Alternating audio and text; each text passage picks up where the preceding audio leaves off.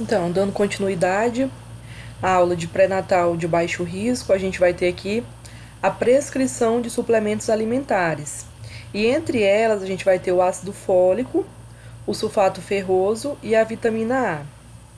E aí, se vocês quiserem ver depois, esse aqui é o manual de suplementação. A gente vai ter aqui o ácido fólico. O ácido fólico ele é indicado a partir da 20ª semana de gestação. Aí ele vai ser oferecido 5 miligramas por dia para essa gestante. Porém, o ácido fólico, ele também é indicado quanto antes melhor, né? Se puder ali a mulher soube que está grávida, começar a tomar o ácido fólico, maravilha. E também aquelas mulheres que estão pretendendo engravidar. O ácido fólico ele é de suma importância, porque ele ajuda na formação do tubo neural. Então, a gente vai estar utilizando o ácido fólico como forma de prevenção de anomalias, de deficiências ali, né, da formação do cérebro, da coluna vertebral ali do bebê, porque o tubo neural ele tem essa função, né, da formação desses dois órgãos, né, ali o cérebro e a coluna vertebral. Então, é indicado, né, a partir da 20ª semana junto com o sulfato ferroso, mas se a mulher descobriu ali, né, antes ali a sua gestação, ela também já pode estar fazendo uso. E quando a mulher, né, faz ali um planejamento para engravidar. O sulfato ferroso, assim como o ácido fólico, ele também, né, se inicia o seu uso a partir da 20ª semana. E aí a gente vai estar buscando, né, a prevenção aí de anemias. E ele vai ser tomado 60 miligramas todos os dias, né? Geralmente a mulher vai ali na consulta do pré-natal, o enfermeiro, né, dá a receita para ela e ela pega ali mesmo na farmácia, né? Tanto o ácido fólico quanto o sulfato ferroso. E aí a gente tem ele em comprimido mesmo, né? Então ela vai tá tomando ali. Opa, onde é que é? Ah, tá. Então ela vai estar tomando ali uma vez por dia, tá?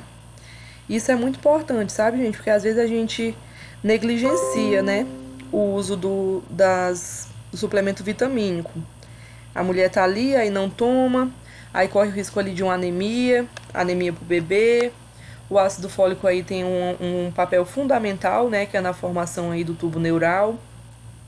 Quando eu fiz, né, a especialização em oncologia, o ácido fólico também é usado no tratamento de câncer. Então, assim, o ácido fólico, ele é maravilhoso, né? Na prevenção de várias doenças. Então, a mulher que bem souber, ela vai fazer o uso, né, adequado. Aí, lembra que a gente falou, acho que foi ontem mesmo, né, que a gente falou sobre... Ai, coloquei o slide errado, desculpa. A gente falou, acho que foi ontem, né, sobre o pré-natal, sobre as intervenções, né? Então, a gente, enquanto equipe de enfermagem, a gente pode estar fazendo aí grupos, né, de gestantes e estar falando a importância, né, do uso dessas vitaminas como forma de incentivar, né, essas mulheres a tomarem essas vitaminas, né, para ajudar tanto elas quanto os bebês. E aí também é inserida a vitamina A, porém a vitamina A não é para todo o Brasil. Essa vitamina A ela é distribuída nos estados da região Nordeste e dos municípios do estado de Minas Gerais, na parte do norte desse estado e nos vales de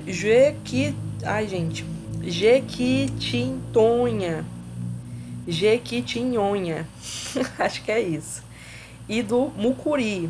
Por que só é distribuído nessas áreas?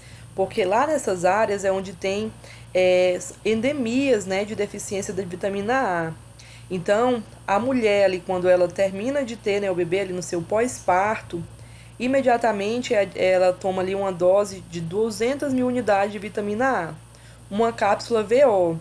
Isso vai garantir, né, a reposição do retinol dessa mãe e também os níveis adequados de vitamina A no leite materno, né? Onde esse bebê vai estar aí sendo amamentado exclusivamente até os 6 meses. Então, a gente garante que a mãe esteja, né, com essa reposição e que o bebê, né, ali até a sua fase de criança não seja, né, aí acometido dessa deficiência de vitamina A. Então, quando a gente falar de suplementação de vitamina A, não é para todo o Brasil, é somente para essas áreas endêmicas. E aí aqui tem um autor que ele defende que a suplementação de ferro na grávida não anêmica pode induzir a macrocitose, fator determinante do aumento da viscosidade sanguínea, capaz de causar diminuição no fluxo útero-placentário e infartos placentários. Então, assim, essa questão de suplementação vitamínica, ela é bem assim, como é que eu posso dizer? Levanta muitas questões, né? A gente tem hoje aí, né, o coronavírus, e tem gente que fala, tem que tomar vitamina D. O outro diz, tem que tomar vitamina não sei das quantas.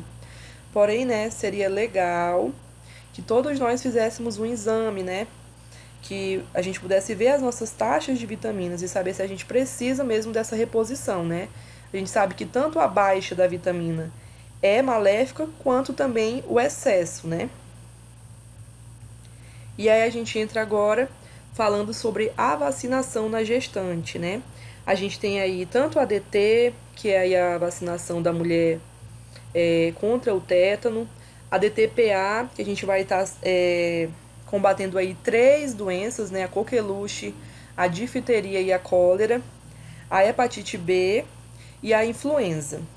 Então, a DTPA é uma vacina que a gestante toma em cada gestação. Se ela tiver 50 gestações, ela vai tomar cada gestação uma dose de DTPA. Essa dose de DTPA, ela é administrada na 20ª semana de gestação. E caso essa mulher esqueça, né, não conseguiu fazer essa vacina até a 20ª semana,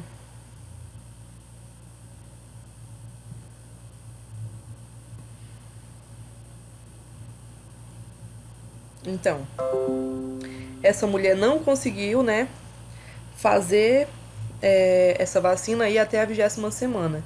Então, ela tem ali o período do pós-parto para ela fazer essa vacina. O quanto antes, né, o quanto mais precoce, melhor. Porém, ela tem aí até os 45 dias após o parto para estar fazendo essa vacina.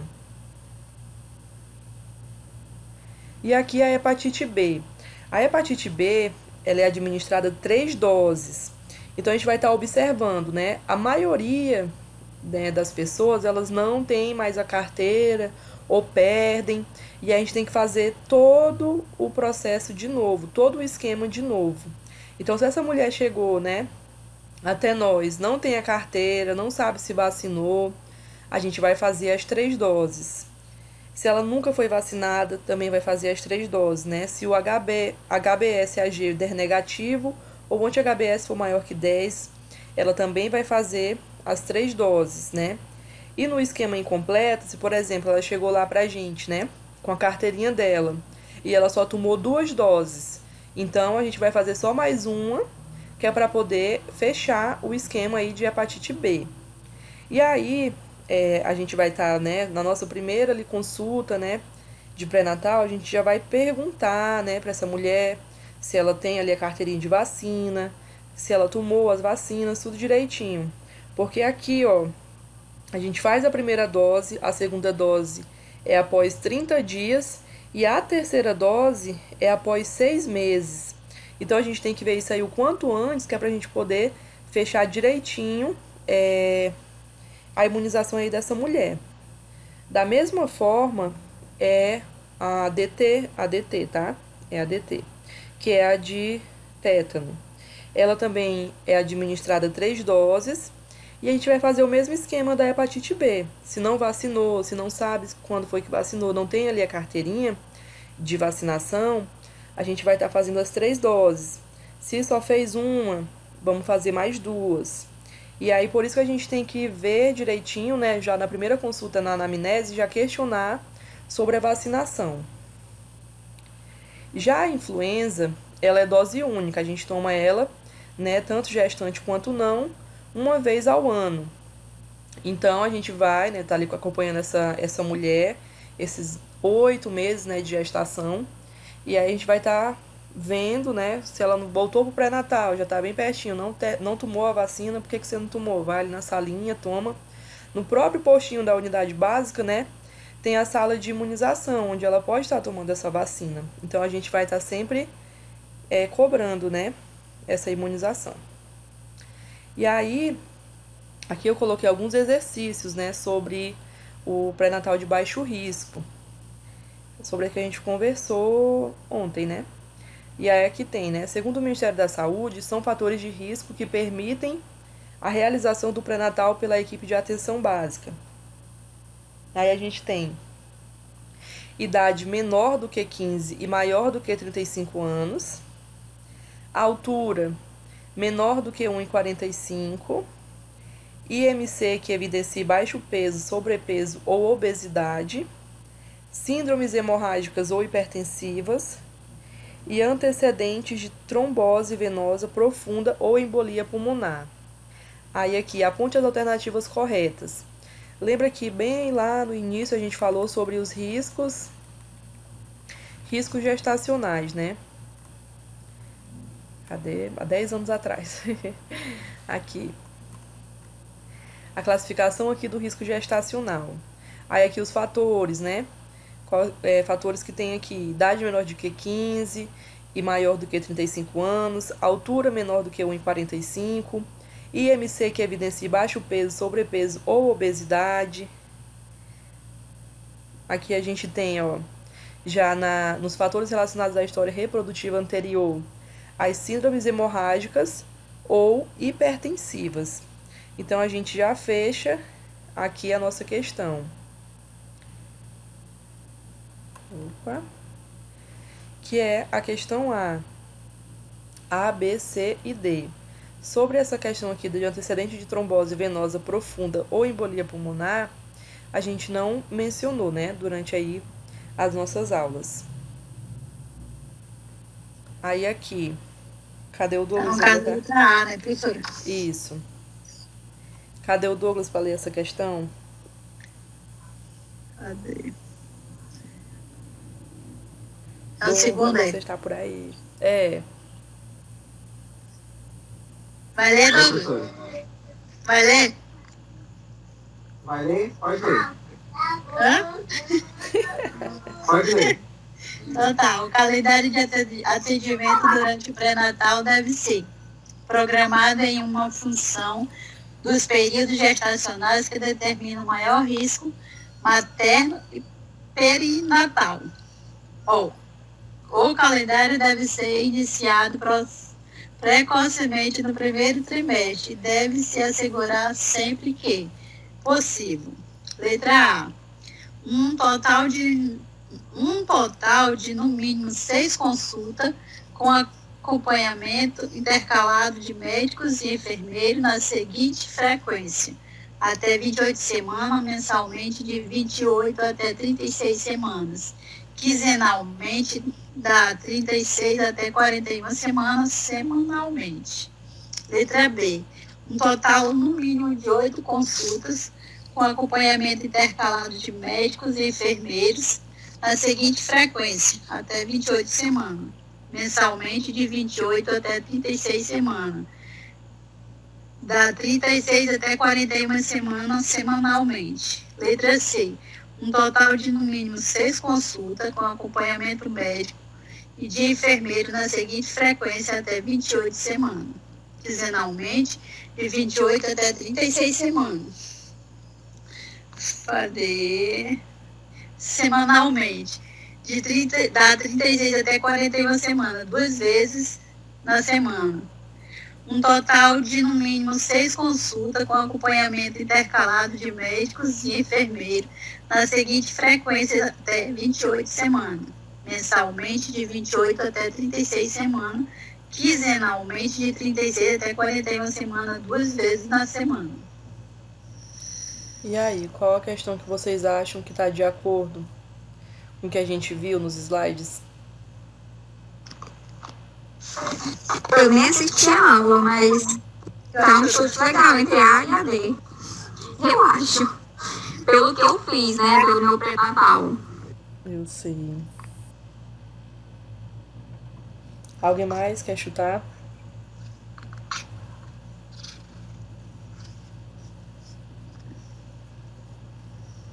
Ninguém quer mais chutar? Então,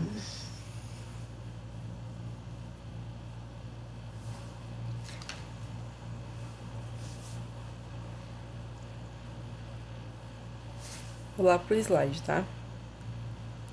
Joga lá mesmo. Eu não assisti essa aula, não. Cadê? Tá aqui, ó.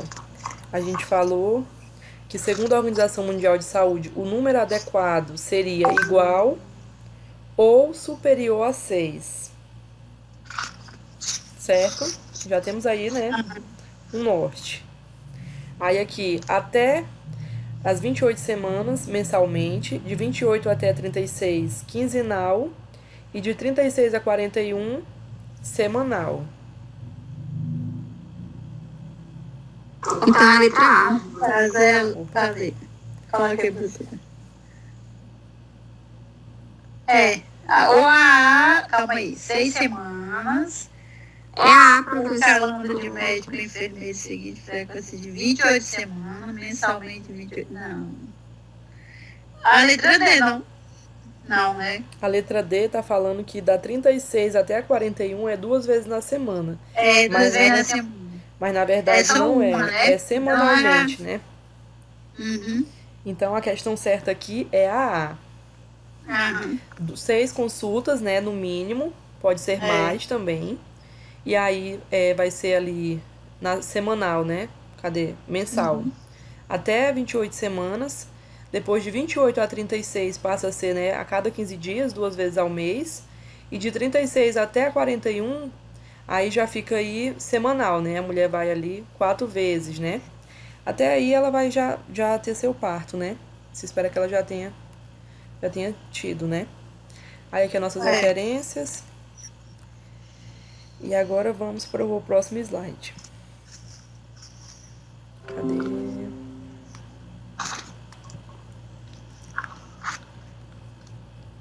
A gente vai estar falando, né, sobre a gestação. Aí eu não coloquei muita coisa sobre a gestação, não. Só que a gente ainda não viu, tá? Que a gente falou, né, sobre como é que dá o diagnóstico, como é que faz ali, né, a formação do embrião, né, como é que passa ali do embrião para o feto, a questão da placenta, do cordão umbilical, né, que são os anexos embrionários. Então a gente vai estar dando agora só uma pincelada naquilo que não foi visto, né, sobre a gestação. Em seguida a gente vai estar falando sobre o parto, puerpério e abortamento. E a gente tem aqui, né, o ciclo gravídico e puerperal, né? A gente tem aqui a gestação, o parto e o puerpério, né? O puerpério é aí o que nós chamamos de pós-parto. E a mulher é chamada de puérpera, né? E aí o episódio do ciclo da vida das mulheres vivenciado de modo fisiológico pela maioria delas. A estimativa é que 40% das gestantes vivenciam alguma forma de morbidade, ou seja, alguma causa ali de doença, né? Seja ela física ou mental. A Organização Mundial de Saúde, 15% das gestantes tendem a apresentar alguma intercorrência de maior gravidade, culminando na necessidade da conclusão da gestação por cesariana. E a gente tem aqui, né? A gestação é um período de modificações fisiológicas, né? Muda ali totalmente ali o corpo da mulher, como a gente viu ontem, né? Algumas das principais queixas na gestação ali normal, tem ali alguns incômodos, né? Que fazem parte desse processo fisiológico. E também, né, tem alterações anatômicas, psicológicas e sociais, a mulher e a família. Aqui, né, a gestação é como se fosse um divisor de águas, né, para a mulher. Diversos fatores envolvidos para a manutenção da gestação, adaptações do organismo materno, alta velocidade do crescimento fetal e maior vulnerabilidade da mãe e filho. Então a gente passa ali, na maioria das vezes, né, a gestação inteira, né, ali com medo, né, de perder aquela criança, enfim, né, de bater a barriga, de cair, né, de fazer uso também, né, de álcool, de tabaco, enfim. Várias coisas ali mudam porque a gente se torna mais vulnerável, né? Tanto nós mulheres, quanto mães, quanto também os nossos filhos. E aí, aqui a gestação, né, que é 280 dias ou 40 semanas, como a gente viu ontem, a partir, né, da data da DUM, que é da última menstruação. Períodos gestacionais: o período embrionário, que é da fecundação até a 8ª semana, o período fetal, da 8ª semana até o nascimento prematuro, pré-termo, a gente vem falando muito, né, esses termos durante aí as nossas aulas. E aí o pré-termo são aquelas crianças, né, aqueles bebês que nascem antes das 37 semanas. Ou seja, se ele nasceu ali até 36 semanas e 6 dias, é considerado, né, um bebê pré-termo, um nascimento ali pré-termo, nascimento prematuro. O nascimento a termo já é aquela criança que nasce a partir das 37 semanas até 41 semanas e 6 dias. A partir aí desse, né, 41 semanas e 6 dias, fechou no 42, ele já é considerado nascimento pós-termo. E aqui, né, já tem muitos riscos, né? Porque é importante, né, que o bebê ele permaneça ali na barriga da mãe, porque é o lugar mais seguro para ele, né? Não tem o que ele vir fazer aqui fora enquanto não estiver ali no tempo, né? Porém, quando a gente chega aí numa fase aí pós-termo e essa criança ainda não deu sinais, né, de sair, a gente precisa reavaliar ali os sinais vitais, né, da criança, do feto, porque às vezes acontece ali da placenta, né, se romper em alguma parte, e aí vai ficar passando mecônio, né, que é o próprio cocô do bebê, ele vai ali, ingere aquele cocô e aí acontece uma série, né, de complicações, infecções, e aí a gente tem que, às vezes, né, tem um sofrimento fetal e até mesmo uma morte fetal. Então, tudo isso aí a gente vai estar vendo o que a gente precisa estar fazendo, né, pra gente evitar essas complicações. E aí, continuando falando sobre as modificações que acontecem, né, aí no corpo da mulher durante a gestação, a gente vai estar falando aí de mudanças hormonais, imunológicas, anatômicas, fisiológicas e metabólicas nutricionais.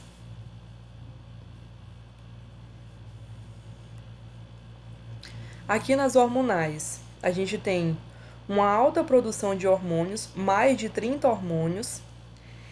E aí, como a gente conversou ontem, né, sobre aquele monte de... Deixa eu só pegar uma água aqui. Ah, não tem mais. Como a gente conversou ontem, aquele monte de queixas da mulher, a maioria delas é causada pelo próprio hormônio, né, do HCG. Ele faz todas essas modificações, principalmente, como a gente falou ontem, nos primeiros meses, né, porque tem ali uma alta dessa produção desse hormônio, e aí por isso acontece da mulher ter mais, né, êmese, ter ali náuseas, né. E aí é preciso, esse HCG, ele está sendo produzido porque ele precisa ali manter também, né, ali o corpo lúteo, né. Então, acontece aí a secreção da progesterona. A gente fala aí do trofoblasto, né, que ele tá ali fazendo essa transferência da progesterona. E aí depois ele passa ali para a placenta e aí deixa de ser um corpo lúteo. Mas até então a gente vai ter que ter o aumento de vários hormônios, né? E é por isso que tem tantas queixas, né, relacionadas exatamente a essa alteração hormonal. No sistema imunológico, a gente tem aí o sistema imunológico, ele protege células, tecidos e órgãos percebidos como próprios e ataca e destrói material antigênico, estranho ou reconhecido como não próprio. Então aí o embrião é metade da mãe e o feto ele já provém do pai. Então ali para o sistema imunológico já se torna um corpo estranho. Então muitas vezes, né, ele vai contra-atacar aqui através das células NK, matadoras naturais, e dos linfócitos T, que são as células de memória. Então, essa mulher ela se torna mais suscetível a H1N1, a infecção urinária e a outras doenças, né? A gente sabe que quando a imunidade da gente está baixa, se passar um vento, né, a gente adoece. E como a gente viu também lá nas patologias, né, ginecológicas, a gente vai lembrar que as leucorreias, algumas leucorreias, elas também acometem gestantes, justamente por conta dessa vulnerabilidade, né, de estar aí com essa imunidade baixa, né, que é chamada de imunossupressão da gestante. Então já acontece aí também uma modificação imunológica no corpo dessa mamãe. Aí aqui o volume uterino, né, que já é outra alteração, que ele, né, vai expandindo aí de tamanho para poder abrigar o feto. E as anatômicas, né, que é as posturais. Aqui a gente tem desconforto, né, da lombar, essa mudança do eixo, o andar como pata, chamado de marcha anserina. A gente tem aí também que a gente chama de hiperlordose, que é a curvatura aí da parte lombar para dentro, como a gente está vendo aqui na primeira imagem. A mulher tá retinha, né, assim, mais ou menos, assim, com uma pequena curvatura, né, considerada normal. Já na mulher, a gente está vendo aqui quando ela está gestante, aqui a parte da coluna lombar, ela fica para dentro. Então, aqui a gente já tem uma alteração postural anatômica, né? E aí também, né, muda aí o andado. Pode estar ocorrendo também uma hipercifose, que é o que? Como a gente chama assim, né, de corcunda. A mulher pode ficar aí mais corcunda, né, por conta aí da mudança, da alteração anatômica. Nas ósseas, né, a gente tem a pelve, o cóccix, né. Então, vocês estão vendo aqui, ó, a síntese pública que eu falei ontem, né, pra gente fazer a menção ali da altura uterina. E aí, se você tocar um pouquinho assim abaixo na pelve, você vai sentir esse pequeno, não é um ossinho, ela é uma articulação, né. Então, existe aí essa mudança, né, nas partes anatômicas. A gente tem também, ainda na anatomia, né, aí a compressão mesmo, né, ali da bexiga, do trato urinário, causando aí, né, uma frequência urinária aumentada, para infecções, compressão também do intestino.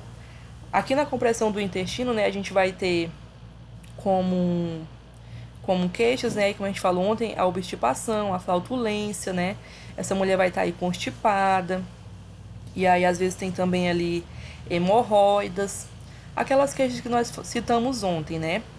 Já o coração, ele vai ter o aumento tanto do volume sistêmico, quanto do volume sanguíneo e da frequência cardíaca, né.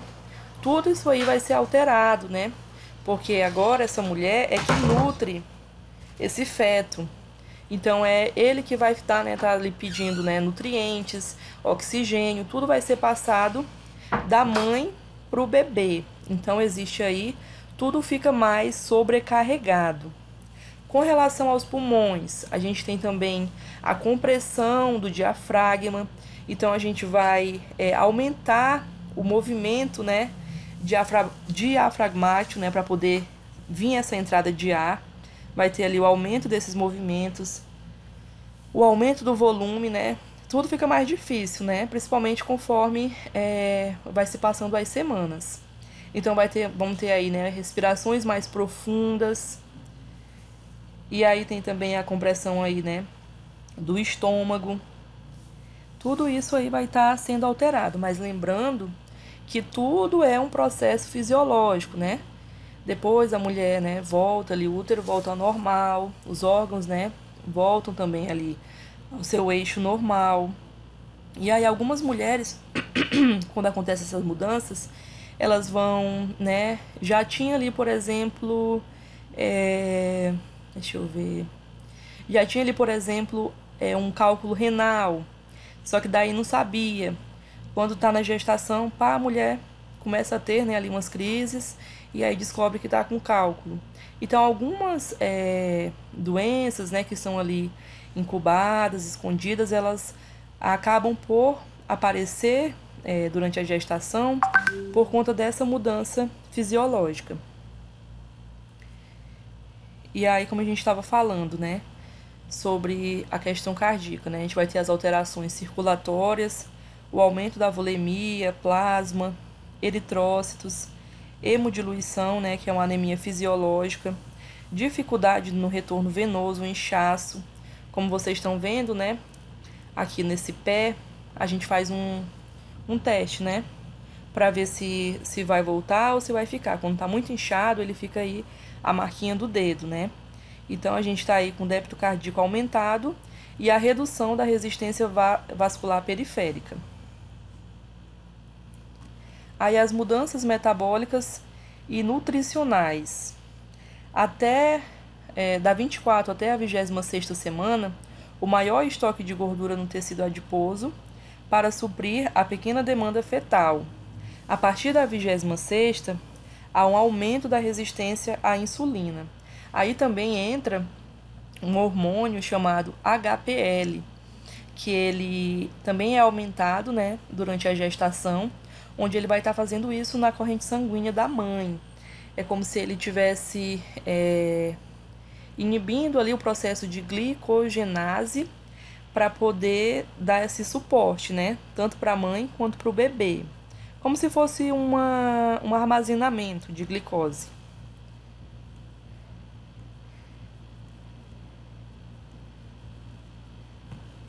Aí aqui, né, no sistema digestório. Na boca a gente vai ter a diminuição do pH, a hipertrofia da gengiva, né, que aí acomete aí 50% das gengivites, né, que são aí a inflamação da gengiva. A mulher vai ali escovar os dentes e aí começa a sangrar, fica muito sensível. Hipertrofia das papilas gustativas, tudo muda, né? Quando a gente vai comer, às vezes o cheiro, né? A mulher não consegue sentir o cheiro de alguma coisa que já causa ali um incômodo. O relaxamento aqui no esôfago, né? O relaxamento musculatura lisa, esfíncter esofágico inferior. Como eu falei ontem, né? Além das azias, a gente também tem, alguma das vezes, né? Na maioria das vezes, o refluxo, né? Ali aquela comida, ela fica voltando e aí a gente entra com aquela intervenção de fracionar a dieta, né? A alimentação dessa mulher, para que se evite, né? Esse desconforto aí do refluxo. No estômago, né? Vai ter a baixa dos radicais ácidos e o aumento dos radicais básicos e muco protetor. Vesícula biliar, tempo de esvaziamento, cálculo biliar, como eu falei para vocês, né? Às vezes a mulher já tinha ali e com a gestação, né, com toda essa mudança fisiológica, acaba por se intensificar e até ser redescoberto aí esse cálculo, né? No intestino, relaxamento muscular liso, a obstipação. E aqui, alguns dessas características aqui nos trimestres, né? No primeiro trimestre, a gente tem a amenorreia, que é a ausência de menstruação, sono e letargia, causado aí pela progesterona, estrias na gestação, né? Seios, barriga, coxas, por superestiramento da pele, né? Também tem essa alteração aí da pele que a gente, né, tá mencionando agora, que também ocorre, né, esse esticamento em algumas mulheres. Eu digo que as estrias, elas são hereditárias, assim, não é que elas são hereditárias, elas são genéticas, assim, porque, por exemplo, a minha mãe teve 3 filhos e minha mãe não tem nenhuma estria. Já eu tive uma filha e acabei que eu tenho bastante estrias. Então aí vai de cada organismo de cada mulher, né? Se ela já tem aí essa tendência a ter as estrias. E aí é das mudanças, né, fisiológicas que acontecem no corpo da gente. E aí, ainda no primeiro trimestre, né, náuseas e vômitos, como eu falei para vocês, né, causada aí pelo hormônio HCG, aumento já da frequência urinária e obstipação. E aí também aí na pele, a linha negra, né, que é o aumento da melanina. Já no segundo trimestre, a gente tem a presença de cãibras, já começamos aí a ter os movimentos fetais, mudança no centro de gravidade e afastamento dos pés, por conta da barriga, né? Sangramento nas gengivas, cloasma gravídico, né? Que são as manchas na pele. Que é essas manchinhas na pele aí, que elas ficam mais ou menos uma máscara, né? Principalmente assim na zona zigomática, que é aqui no ossinho que a gente passa o blush. No terceiro trimestre, a gente tem já o ganho de peso, uma dificuldade, né, respiratória, azia, né, que é a pirose, queimação. Como eu falei para vocês, pode vir acompanhada do refluxo. Então, a gente precisa aí fazer uma dieta, né, fracionada. A cialorreia, que é o excesso de saliva. A cialorreia eu tive, mas foi no primeiro trimestre. Mas é como eu disse, né, tudo aí vai mudar de mulher para mulher. Dor nas costas e dor lombar. A gente vai incentivar essa mulher a fazer uma atividade física. E aí, quando fala dor nas costas, né, é geral, né? Às vezes a mulher não tem na lombar, mas tem no cóccix, né? Que já é ali a terminação da coluna. Edema nas pernas e aí também nos pés, né? Como a gente viu naquela imagem anterior. Mudança no caminhar, a gente viu lá aquela marcha de pata, né? Contrações uterinas e a produção de secreção láctea. E aí a gente já vai entrar para falar agora sobre o parto. A humanização do parto e do nascimento pode ser entendida como um conjunto de condutas e procedimentos que visam a promoção do parto e nascimento saudáveis e a prevenção da mortalidade materna, fetal e perinatal, com a utilização de tecnologia apropriada. Aí a gente vai ter aqui o diagnóstico do trabalho de parto. Ele se faz em geral pela presença das seguintes condições, né? As presenças aí das contrações uterinas, lembrando que a gente tem também aí as contrações falsas, né? Que se dá ali pelo 7º, 8º mês, que são só contrações mesmo de teste. E aí quando a gente tem as contrações aqui, né, que já é para entrar em trabalho de parto, elas vão ser caracterizadas pelos intervalos, né? Aqui a gente tem os intervalos regulares, que vão progressivamente aumentando com o passar do tempo em termos de frequência e intensidade. E que mesmo que a mulher se deite, faça tudo, essas contrações elas não vão passar. Conforme vai passando o tempo, essas contrações elas vão se intensificando e diminuindo o espaço, né, de tempo entre elas. Então, o padrão contrátil ele inicia geralmente com uma contração a cada 3 a 5 minutos e que dura entre 20 e 60 segundos. E aí pode ocorrer, né, o apagamento, esvaziamento e a dilatação progressivos do colo uterino. E aí, às vezes, né, geralmente quando a mulher ela é primigesta, né, vai ter ali o primeiro filho, ocorre o apagamento, mas não ocorre a dilatação. E aí, isso aí tem que ser observado, né? Às vezes a médica pode dizer assim, aqui o colo útero está apagado. E a mulher vai dizer, então já estou pronta, né, para ter o bebê. E aí às vezes ela vai ficar ali, porque o trabalho de parto, numa primigesta, ele dura por volta de 12 horas, né? Em média 12 horas. E numa mulher que já é multi, né? Que ela já tem aí mais gestações, já teve outras gestações, ele dura em média de 5 horas. E aí eu vou estar mostrando para vocês o que é esse apagamento. Olha, aqui a gente tem essa primeira imagem, né, do orifício interno, que como a gente pode ver, né, é aqui os ossos do quadril e da pelve, o orifício externo, como vocês estão vendo, que é o apagamento do colo do útero. E aqui está acontecendo a dilatação. Só que assim falando, né, às vezes pode ser assim que vocês não entendam. Aí eu vi na internet uma forma de mostrar pra vocês. Tomara que dê certo. Pera aí, que eu vou mostrar. Eu peguei aqui, cadê? já. Eu peguei aqui um balão e uma bolinha. Tem uma bolinha aqui dentro do balão. Aí eu vou soprar. Pera aí. Torçam pra dar certo a nossa experiência, hein, gente?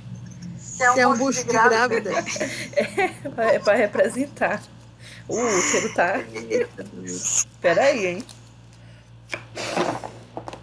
Aí a gente vai encher o balão. Gente, vocês torcem por mim pra não estourar na minha cara. Ó, aí aqui a gente tem, né? É como se fosse o útero, né? E aí aqui, a gente tem aqui, vai fazer o toque vaginal, né? E lembrando que a gente só vai fazer o toque vaginal quando for ali, que a mulher estiver mesmo, né, em trabalho de parto, que a gente confirmar, que tiver, né, a gente vai ficar reavaliando de 1 a 2 horas, para ver, né, se houve apagamento, se está tendo ali a dilatação, para evitar, né, infecções, tanto para ela quanto para o bebê. E aí, quando a gente for fazer o toque vaginal, né, do jeito que tá aqui, a gente tá com o colo do útero aí grosso, ó, como vocês estão vendo aqui, ó, tá grosso. E aí, quando acontece, ai, gente, o apagamento, é isso aqui, ó, essa parte aqui vai ficando fina, ó. Vocês estão vendo? Só que é como eu falei pra vocês, às vezes na primigesta, ela vai ter aqui esse apagamento, a gente vai fazer o toque vaginal e vai ter apagado, porém ela não dilata. Já quando a gente tem aí o apagamento seguido da dilatação, aí a gente vai ter a dilatação e em seguida, tô tentando fazer aqui, vocês já estão vendo, né? A gente vai ter aí a expulsão, tá vendo? Aí teve o apagamento, aí teve a dilatação, né? Que vai ser aí de 10 centímetros. E aí, como eu vou mostrar o próximo gráfico, que isso aí leva horas, né? Até a gente chegar aí nos 10 centímetros. Mas aí, após chegar a esses 10 centímetros, a gente vai ter o período de expulsão, né? Que já dá pra ver a cabecinha do bebê. E aí eu não vou fazer porque senão vai bater na tela, tá? Mas é como se o bebê já estivesse nascendo. Então é mais ou menos um exemplozinho pra vocês poderem entender, né? Que ali normalmente vai estar... o colo do útero vai estar grosso. E quando a gente fizer o toque que tiver já em apagamento, ele vai estar fino. Porém, como eu falei, nem sempre esse apagamento ele vai vir seguido de dilatação. Às vezes a gente vai ter o apagamento, mas essa mulher não vai conseguir dilatar. E aí, depois, após o apagamento, a gente tem aí a dilatação, né? E quando ela estiver completa, como vocês viram, né? Teve aqui a abertura, ó. Na dilatação a gente tem a abertura, que é por onde o bebê ele vai sair. Lá pela cérvix. Lembra que a gente falou da cérvix na hora que a gente foi fazer ali a coleta de PCCU? Então é isso aí que a gente vai estar observando. Aí assistência de enfermagem no parto, né? A gente vai estar observando aí também a perda do tampão e a formação da bolsa das águas. Elas não são, são indicadores menos precisos no trabalho de parto. Porque aqui é a perda do tampão mucoso, né? Aqui na primeira imagem. Esse tampão mucoso é como se fosse ali... como se fosse uma secreção, assim, bem grossa, né? Parecida, assim, com catarro mesmo, assim, mais grosso. Às vezes ela vem mais rosada, né? Por conta que ela é misturada ali com aquele muco, né? E sangue. Às vezes ela vem só mesmo, assim, o muco, né? Que aí ele fica já mais... É como se ele fosse, assim, transparente. Um pouquinho, assim, branco. Mas ele é mais... Puxa mais pro transparente do que pro próprio branco. E aí, quando ocorre essa perda do tampão mucoso... Aí eu, por exemplo, me desesperei, né? Ai, meu Deus, vou ter o menino. Só que aí não é. Às vezes ainda vai levar aí 7, 15 dias, né? Após essa perda do tampão mucoso, para a mulher poder entrar, né? No trabalho de parto. Então, por isso que a perda desse tampão, ela nem sempre é um indicador tão preciso. E aí a gente tem também a formação da bolsa das águas. Essa formação da bolsa das águas, como a gente vê aqui nessa imagem, abaixo, né, aqui do muco, é da própria do próprio líquido amniótico, assim, né, que a gente falou lá naquela aula que a gente estava falando sobre a formação, né, do embrião, do feto. Então, aquela bolsinha, né, aquele saco com amínio, né, ele serve para proteger, né, o bebê ali de impactos, né, de tudo isso. Então, é como se formasse ali a bolsa, né, desse saquinho, que vai estar, como se fosse saindo mesmo, né, ali o líquido, a mulher vai sentir, vai ver, né, saindo o líquido, mas nem sempre quer dizer que ela tá entrando em trabalho de parto. Aí, na medida em que existem grandes variações individuais entre o aparecimento desses sinais e o início real do trabalho de parto, né, então a gente vai estar observando, né, como é que tá aí, a gente vai ver, né, fazer ali o toque para ver se essa mulher tá com apagamento, se ela tá em dilatação, tudo isso aí vai ser observado. Aí, como eu falei para vocês anteriormente, né, o toque vaginal ele deve ser evitado até que a gestante esteja em franco trabalho de parto, para minimizar os riscos de infecção ovular e puerperal. Aí, o que a gente vai estar fazendo? Lembra que eu falei para vocês, né, que ali quando a mulher tá num nascimento ali, né, pós-termo, né, que é uma parte assim bem, que se torna bem grave, né, a gente sempre vai estar fazendo monitoramento, né, ali da frequência cardíaca, né, fetal, a gente vai estar vendo também os sinais vitais dessa mulher. Durante o trabalho de parto, né, a gente assegura na quase totalidade dos casos a adoção de medidas apropriadas para garantir o nascimento de uma criança em boas condições. Então, a gente vai estar sempre ali, né, do lado da mulher, para ficar ferindo, né, tanto os sinais dela, quanto ali, né, o BSF, para ver como é que tá essa criança, né, se ela tá em sofrimento fetal, se ela, né, tá viva, né, se ela tá tudo bem lá com ela. A gente vai ficar acompanhando todo esse processo.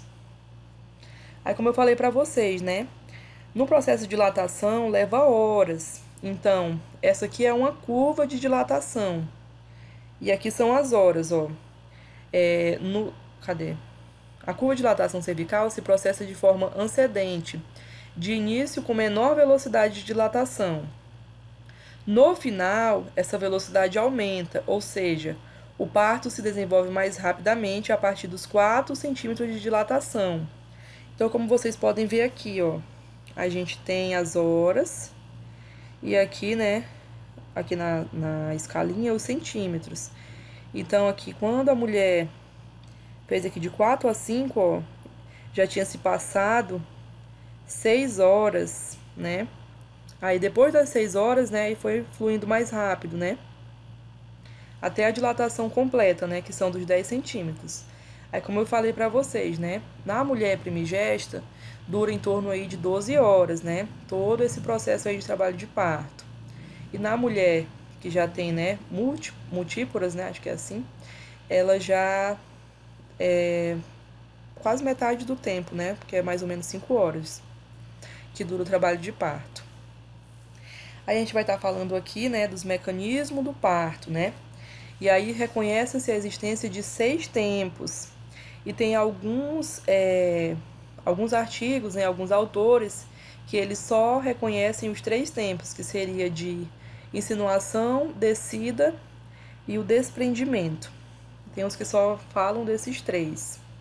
Aí aqui a gente tem as imagens, eu não sei se está muito legal para vocês, essas imagens. Ó, aqui no primeiro momento de insinuação, né, o bebê tá ali se preparando, né, para poder fazer o processo aqui de... Cadê? Cabeça não insinuada, tá aqui a insinuação. Aí aqui no segundo ele começa ali a fazer as flexões para poder se preparar para sair. E aí tem uma parte que eu queria falar para vocês sobre a questão da cabeça ali do bebê, né? Que a gente tem a parte occipital, né? Da cabeça mesmo.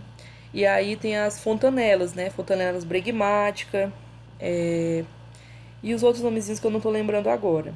E aí, como a cabecinha do bebê, né? Como vocês sabem, né? Quando a mãe da gente às vezes fala assim, ou a avó, menino, não balança esse menino que a muleira dele tá... Como é que é? Tá mole, né? Porque exatamente quando a criança vai crescendo que essas fontanelas elas vão ficando fixas e imóveis, né? Mas aqui durante o trabalho de parto, essas fontanelas elas ficam uma sobre a outra, que é para facilitar a saída do bebê. Então ali o próprio corpinho do bebê, ele vai ter esse mecanismo de colocar uma fontanela sobre a outra, que é para poder ele fazer ali essa rotação e sair. Aí aqui a gente tá vendo, né, no terceiro, né, a rotação interna, ele tá, né, fazendo ali a rotação por dentro ali ainda da placenta, né. Aqui no quarto a rotação completa, o início da extensão, e aí ele conseguiu aqui, né, uma extensão completa aqui no quinto passo. Aí ele já começa o período, né, que o bebê vai fazer, não sei se vocês já viram um vídeo, mas ele vai girar toda a cabecinha, né, um processo de rotação mesmo, que é para poder sair. Aí a gente já tem aqui, né, a liberação do ombro anterior, liberação do ombro posterior, já é o período de expulsão. Aí eu coloquei aqui um videozinho sobre, sobre as mudanças, né, no corpo da mulher. E eu acho que no final fala sobre essa parte. Vamos ver aqui.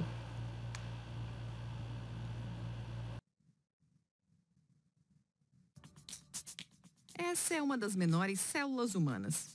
E essa é a maior. Os óvulos femininos podem ser vistos a olho nu. Já os espermatozoides são minúsculos. Mesmo assim, em apenas 1 minuto, fazem um trajeto equivalente a 100 vezes o próprio comprimento. Uma única ejaculação pode liberar bilhões de espermatozoides. Mas só os mais rápidos chegam ao destino.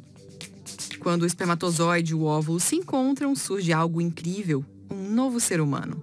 Apenas 30 horas depois, o zigoto se divide. 3 dias mais tarde, já são 16 células. E o número de células só aumenta. Quando esse grupo de células se fixa no revestimento uterino, hormônios começam a preparar o corpo para a gravidez. Eles fazem com que nenhum outro óvulo amadureça. A ausência da menstruação é o primeiro sinal claro da gravidez. E a mudança hormonal pode causar náuseas. Nas primeiras semanas, a placenta e o cordão umbilical se formam. Eles conectam o embrião ao metabolismo e à circulação da mãe até o momento do parto. No mais tardar, a partir desse momento, é preciso parar com hábitos que possam prejudicar o bebê, como fumar ou beber álcool. As estruturas da medula espinhal e do cérebro já podem ser reconhecidas, o coração começa a bater. Braços e pernas começam a se formar, o feto vai adquirindo a forma humana. As primeiras 12 semanas são a fase crítica da gravidez. 80% dos abortos espontâneos acontecem nesse período. Geralmente, o motivo é a má formação fetal. A partir da 13ª semana, o crescimento acelera. O bebê precisa de cada vez mais espaço, o que significa menos espaço para os órgãos da mãe. A grávida pode começar a ter falta de ar e dor nas costas. A chance de sobrevivência do bebê em caso de parto prematuro aumenta a partir da 24ª semana. Mas os bebês prematuros precisam superar muitas dificuldades. Por enquanto, o feto ainda pesa metade do que deve pesar no nascimento, mas isso muda rapidamente. Cerca de 4 semanas antes do parto, a cabeça do bebê se encaixa na pelve da mãe. Cientistas supõem que o próprio bebê dá o sinal de parto. Logo que os pulmões estão prontos, uma combinação de proteínas e hormônios provoca as contrações. A partir de agora, é uma questão de horas até que uma nova vida chegue ao mundo. Não tinha. Pra mim ia falar sobre isso, mas eu vou procurar algum vídeo que seja mais claro, né? Porque aqui a gente tá vendo uma imagem meio desfocada, né? Meio em preto e branco. Não dá pra ter muita noção, né? De como é que acontece esse processo. Mas eu vou estar procurando algum vídeo que eu possa mostrar pra vocês, tá bom? Aí aqui, né, na insinuação, que é o primeiro mecanismo, né, do parto, é uma passagem da maior circunferência da apresentação fetal por meio do estrito superior da bacia. Clinicamente, a insinuação é a quebra do ventre, pode ser percebida com mais evidência nas primigestas, por ocorrer 15 dias antes dela entrar em trabalho de parto, enquanto das múltiplas, a insinuação ocorre durante o trabalho de parto. Então, a gente sempre vai estar vendo, né, essas comparações, né, entre as múltiplas e as primigésticas, né? Existe aí essa diferenciação na hora do parto. A descida é a apresentação da passagem fetal do estreito superior da bacia para o estreito inferior. Clinicamente, para avaliar o grau da descida fetal, usa-se o plano de Lee, conforme a descrição abaixo. Plano 0, acima do plano 0 e abaixo do plano 0. E aí, eu vou estar pesquisando um videozinho para mostrar mais especificamente para vocês sobre isso, tá, gente? Porque falando assim fica meio difícil de compreensão, né? Mas eu vou estar procurando um vídeo que mostre mais didaticamente esse processo, tá bom? Então, essa foi a nossa aula de hoje.